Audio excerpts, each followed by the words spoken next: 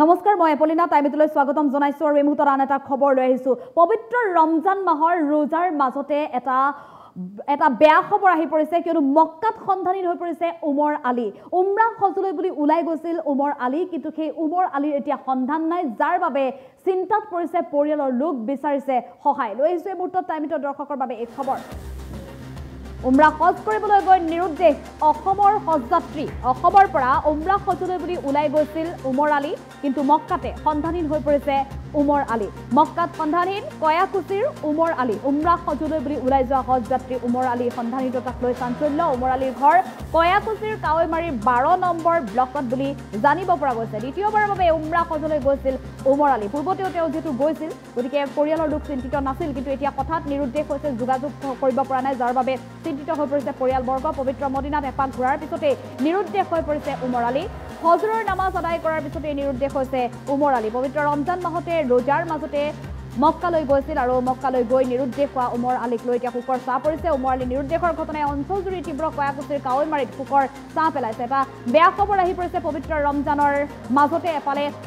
ঈদ উল ফিতৰক লৈ আদৰণিক লৈ সকলোৱে আচলতে ইছলাম ধৰ্মাৱলম্বী লোকসকলৰ মাজত আনন্দ ফূৰ্তি দেখিবলৈ পোৱা গৈছে ব্যাপক উৎকণ্ঠা দেখিবলৈ পোৱা গৈছে তাৰ মাজতে কয়াকুছিলৈ এটা দুঃসংবাদ আহিছে মক্কাৰ পৰা কিয়নো উমৰ আলী নামৰ এইজন ব্যক্তি উমৰাহ হজলৈ বুলি ওলাই গৈছে তেওঁ দ্বিতীয়বাৰৰ বাবে উমৰাহ হজলৈ গৈছে কিন্তু দ্বিতীয়বাৰৰ বাবে গৈ এনেধৰণে হঠাৎ নিৰুদ্দেশ হৈ পৰিছে উমৰ আলী বাৰে বাৰে যোগাযোগ কৰিবলৈ চেষ্টা কৰা হৈছে তেওঁৰ সৈতে কিন্তু কোনেও যোগাযোগ কৰিব পৰা নাই কয়াকুছিৰ কাৱৈমাৰীৰ 12 নম্বৰ ব্লকৰ পৰা উমৰ আলীয়ে উমৰাহ হজলৈ বুলি ৰাওনা হৈছিল পবিত্ৰ মদিনাত এপাক ঘূৰাৰ পিছতে তেওঁ নিৰুদ্দেশ হৈ পৰিছে ফজৰৰ নামাজ আদায় কৰিছিল আৰু ফজৰৰ নামাজ আদায় কৰি মদিনাত এপাক ঘূৰিছিল আৰু তাৰ পিছৰ পৰা নিৰুদ্দেশ হৈ আছে উমৰ আলী নিৰুদ্দেশৰ ঘটনাই এতিয়া অঞ্চলজুৰি তীব্ৰ চাঞ্চল্যৰ সৃষ্টি কৰিছে আৰু সমান্তৰালভাৱে শোকত ভাগি পৰিছে চিন্তিত হৈ পৰিছে পৰিয়ালৰ লোক কি হ'ব ক'ত গ'ল ব্যক্তিজন ঘৰৰ তাক লৈ আচলতে চিন্তাত পৰিছে আৰু এফালে যিহেতু পবিত্ৰ ৰমজান মাহ চলি আছে এতিয়া সকলোৱে আল্লাহৰ ওচৰত দোৱা প্ৰাৰ্থনা কৰিছে যাতে উমৰ আলী সুকলমে সুশৰীৰে যাতে ঘৰলৈ উভতি আহে তাৰ বাবে এতিয়া আল্লাহৰ ওচৰত দোৱা প্ৰাৰ্থনা কৰিছে পৰিয়ালৰ লোকৰ সমান্তৰালভাৱে প্ৰতিগৰাকী শুভাকাংক্ষী এটা বেয়া খবৰ আহি পৰিছে উমৰাহ হজলৈ যোৱা উমৰ আলী নিৰুদ্দেশৰ ঘটনাই পবিত্ৰ ৰমজান মাহতে এক প্ৰকাৰ দুখবৰ কঢ়িয়াই আনিছে কয়াকুছিলৈ উমৰাহ হজলৈ বুলি ওলাই গৈছিল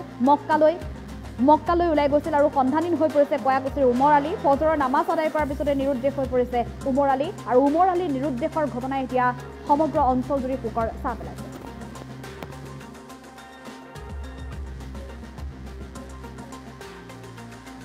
জানুৱাৰীৰ 21 তাৰিখে গৈছে উমৰাহ কৰিবলৈ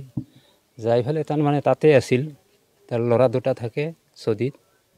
তাতে যাই 2 মাহমান আছিল পৰহি তাৰমানে উমৰাহ কৰিবলৈ যায় নাতি এটাৰ লগত আছে ডাঙৰ ল'ৰা আছে বোৱাৰীও গৈছে বোৱাৰী গৈছে কিন্তু ইহঁতে পিছতে আছে তাক কৈ ফেলে ৰাখিব পৰা নাই সি কৈছে যে মই আগত যাওঁ মোক বেগ চেগ চব দি মই তাৰমানে যোৱাৰ কাৰণে পাগলা হৈ গৈছে সি তাৰপিছত নাতিটোৰ লগতে আছে ই তাৰমানে আগত সোমাই গ'ল যাই ফেলে নাতিটো অলপ পাছত আছে কিন্তু দেখা পোৱা নাই একবাৰ দেখা পাইছে যে উমৰাহ কৰিবলৈ যায় তাতে সেই কাবাৰ সন্মুখত গৈছে একবাৰ বোলে চুমাও দিছে এনেকৈ দেখা পাইছে তাৰপিছতে নাইকিয়া হৈ গ'ল তাৰপিছত আৰু পোৱাই নাই বিচাৰি আছে বিচাৰি পোৱাই নাই আহ্বানিতে কি আহ্বান জনাওঁ এতিয়া যদি তেওঁ নিৰুদ্দেশ হৈ আছে বা মৃত হৈছে যদি আমি নিউজক এনেকৈ জনাওঁ যে তেখেতে যাতে ঘূৰি আহে বা ঘূৰাই আনে চৰকাৰে কিবা এটা ব্যৱস্থা কৰিলে ভাল হয় আপোনালোকৰ চবৰ আগত দোৱা চাইছোঁ দোৱা দিব চবে দোৱা কৰিব উমৰ আলী হাজী তেওঁ আগতে একবাৰ উমৰাহ কৰিছে কিন্তু তেওঁ এজন গাঁৱৰ মুৰব্বী আছিল মানে মানুহ মাতিলে তানে গৈছে ভাল মানুহ আছিল তেখেতৰ কাৰণে আমি দোৱা খুজিছোঁ দোৱা কৰিব মোৰ দেউতা উমৰাহ হজ কৰিবলৈ গৈছে জানুৱাৰীৰ 23 তাৰিখত যাই কিনে আমাৰ ডাঙৰ দাদা দুটা আছে তাত কেইদিনমান আছিল থকাৰ পিছত তাৰ পৰা যোৱাকালি উমৰাহ হজ কৰিবলৈ গৈছিল 5 জন ডাঙৰ দাদাই গৈছিল আৰু ভাগিনী এটা আছিল ইও লগত গৈছিল যোৱাৰ পিছত মদিনাত এক পাক দিয়াৰ পিছত আৰু এটা পাক আধাখিনি দিয়াৰ পিছত নিৰুদ্দেশ হৈছে মানে পোৱা নাযায় ফজৰৰ সময় ফজৰৰ নামাজ পঢ়াৰ পিছত নিৰ্দেশ হৈ আছে। এতিয়া ব্যৱস্থা মানে তাতে ডাঙৰ দাদাই এটা FIR কৰিছে আৰু বাংলাদেশৰ ল'ৰা এটা আছে তাৰ পৰা অলপ নিউজ কৰি দিছে। নাই অসমক পুলিচক একো জনোৱা নাই। ডাঙৰ দাদাই ক'ব বুলি কৈছে আজি গধূলিলৈকে চাওঁ কি কয়, তাৰপিছত আমি জনাম। হা বয়স 60ৰ ওপৰত হৈছে। আগত আৰু এবাৰ গৈছিল।